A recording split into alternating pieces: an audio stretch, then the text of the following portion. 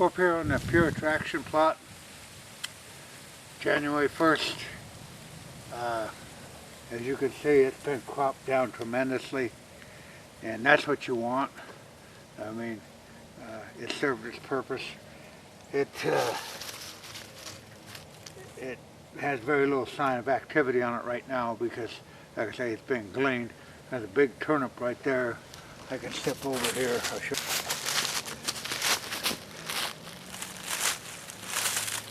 Here was the size of the turnips. That was some in there. I threw a little tall tine tubers, but that's a blend.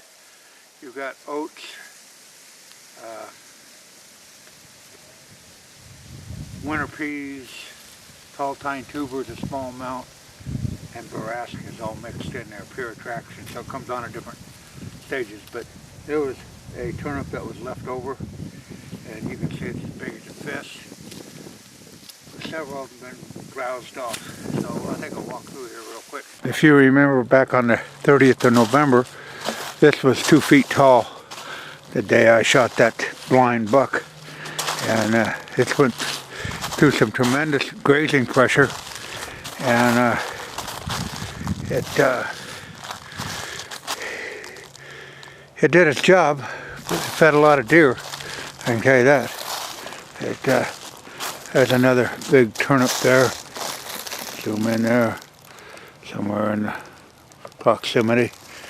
So they didn't all get gleaned out, but they were consumed on. And like I say, this is a blend.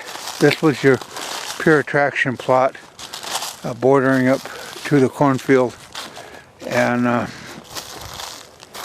there's been quite a bit of browsing going on here. And like I say, it's basically consumed as you look on over in there, but it came on at the right time. We had some severe cold temperatures, so there for a while. It dropped 12 below zero. As I notice, I don't see any real fresh tracks in that soft dirt. It's just like it hasn't been used too much at all up here of lately. Oh wow. You ain't gonna believe this. My first shed up here of the year. I don't know if you can see that. This is a small, I don't know, it's been broke off. Looked like it might have been an 8-point. But boy, I tell you what, it is blended in there. It's like, I'm gonna get the camera and give you a close-up. This is like I even found that. And right now, with these brassicas, the stems, there's an antler right there, and it's really hard to see it blended right in there with the leaves and everything. But, it's the first time we got it picked up. It's a fresh one. And, wow. Now it's really got me worried, because if you look out across this field, man, I don't know. Every one of these stems that are sticking up could be an antler. I mean, they blend right in there. Now when I look out there in that field, it doesn't seem like I see any antlers. But like I said, I'm going to lay this one out here and walk back on camera with you. As you go across it, you go across that field, you're looking, and with all those stems sticking up from the brassicas and the turnips, man, that just gets 1, 2, 3, 4, 5, 6, 7 yards from that. So that may be a challenge. I have to cover about every square foot of this real slow, I guess. But, well, let's move on. As you can see on this main trail coming out here, there's virtually nil to no track on that. So they pretty much will glean that field. Yeah, here we're looking at another pure attraction field, and the grazing's been more extent on this, even down up front. Lots of manure, But they've ate the stems and everything here. They really put the hammer down. And like I said, that's the important thing, having variety. The more variety, the more grazing pressure you're going to sustain.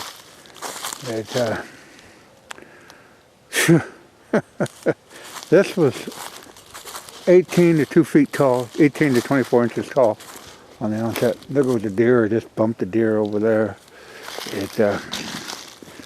Oh well. This is where I finished up hunting the last night.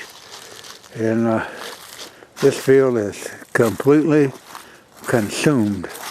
And like I said, that's what your goal was, is to grow things, and they consume things. Yeah, what we're looking at right now is the tall tine tubers that we planted, and they have been consumed entirely. I'll give you a fast preview. Now, we still had some turnips out here, but this was the tall tine tubers, and you can see they were really hammered, and a lot of foraging went on them, and some were still left, some were half eaten, and then this was the area where we went into the cornfield, which the cornfield has completely been devastated. I don't know how many bushels of corn has been eaten, consumed, but these were these areas, and you notice there's still a lot of turnips in here that didn't get ate, but it was just an overabundance of food. They ate the tops off, but you can still see how big those turnips grew. They really worked well coming in here and making that a seclusion area. I would say we gave them plenty of cover, but there's still a lot of turnips that were in there. But they were browsed on quite a bit, but just tremendous amount of food and spread out over a diverse area. Once again, I want to emphasize the difference between a food plot properly done is you have the acreage to spread it out, and it keeps the pressure, the stress, and the chance of feeding out of the same trough. There's no such thing. These animals have a wide range of acreage to feed upon, and you can see they've ate it right to the ground. And there was still, you can notice the population here, there was still a lot of turnips here that they didn't get. And then as that feathers on out, the feathers out into the bean field, which still has quite a bit of beans on it. So let's walk over here. But once again, you can notice there's no new track in here whatsoever on this soft ground.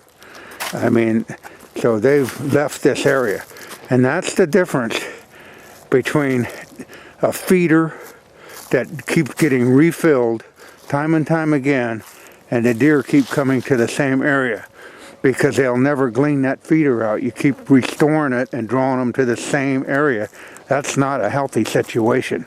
Here, they glean it, they leave. You don't see any old crap here. There's no new tracks in this soft dirt, and if there was a deer herd here, they would really be tracking it up. And that's the thing, the difference between food plots and feeding. When that feeder kicks on every day, and you keep restoring it, can you imagine the feces and the intermingling at that feeder is not a healthy situation. But when you can spread a deer herd of who knows what out across acreage, then they're going to be able to browse and move on. And once they glean an area out, they leave it. Now you can still see we still got some beans on here, and not a tremendous, a lot of them have shattered. They're on the ground. We still have quite a bit on the stalk. You hold that up there. There's still quite a bit of beans, but it's not in a concentrated area. I want to get that across, because people say, well, Mealey, you plant food plots. What's the difference of me feeding the deer? The difference between me planting a food plot and you dumping it on the same spot every day is a hell of a lot of difference. Now you see in here, these aren't new tracks. These are old tracks. They're not in this bean field right now. There's still plenty of forage if they had to come in. So it's the end of the 31st day of January, but you can see they have eradicated this area. They're not, or evacuated it, they're not here. Whereas, like I say over and over again, with a feeder, they would just keep coming to that same thing, because that would be an unnatural attractant. Here, a deer never has to cross the path twice. Now let's venture into this cornfield. Now, this cornfield has been ravished, but with that said, we still have corn. In some places, we still got some good corn. And like I said, winter is not over by any means. But there again, the difference between this corn on standing, the deer, you can see the cobs in here. They've been in here. We still got a few. This area here still has ample forage for them. But with the green grass, like I said, they're more motivated to move on. Here's another full ear. This was accomplished with a 50-pound bag of seed corn. And everywhere that ran out, it's about, I suppose a good 2 acres was planted with that. And now as you get down at the other area, you can see the corn has been completely cropped off. A lot of it's been consumed. A lot of it. There's areas in here, if you look on the ground, you can see it looks like a picker sheller went through here. So they have gleaned it, but then again, they don't stand in the same spot day after day, eating in the same spot. There's a cob of corn right there, but there again, they've been in here quite extensively.